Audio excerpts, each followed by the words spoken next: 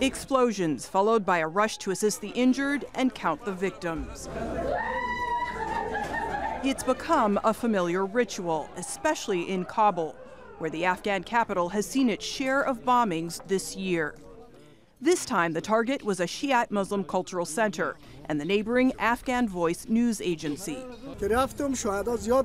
I saw many dead in the area. I was looking for my cousin, but I couldn't find his body. I'm not sure what happened, but the number of dead is increasing. The Interior Ministry says suicide attackers set off an explosion outside the center, then stormed it and set off more explosives in the basement. It was midday on Thursday, and a group had gathered to commemorate the anniversary of the 1979 Soviet invasion of Afghanistan. When the explosion went off, we escaped from the room where we were working and went to the rooftop. We saw the smoke and flames coming from the basement. No one has claimed responsibility. The Taliban immediately issued a statement denying involvement. An analyst tells Al Jazeera, given that this attack was in a Shiite neighborhood, this appears to be the work of ISIL.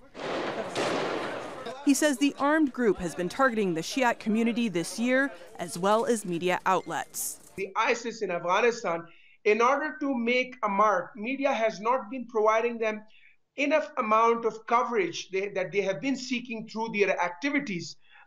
So they have been targeting the media outlets here in capital Kabul as well as in the regional hubs in order to make sure that their voice is raised. In May, a truck bomb killed more than 150 people in Kabul in what has been described as one of the worst attacks in recent memory. Afghans are trapped by violence from ISIL and the Taliban, and what critics say is the inability of security forces to protect them. Anger has led to protests and calls for resignations in the government. Analysts say what ISIL lacks in numbers, it makes up for in tactics.